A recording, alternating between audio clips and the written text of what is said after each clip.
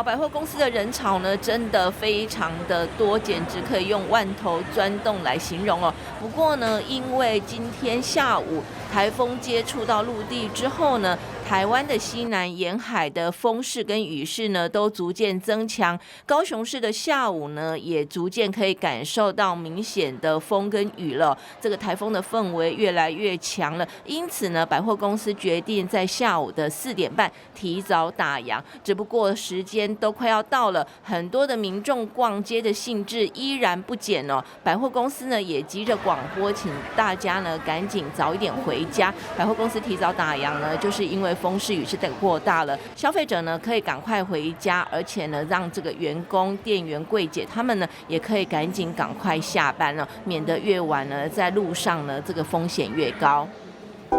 想看最完整的新闻内容，记得下载 TVBS 新闻网 APP。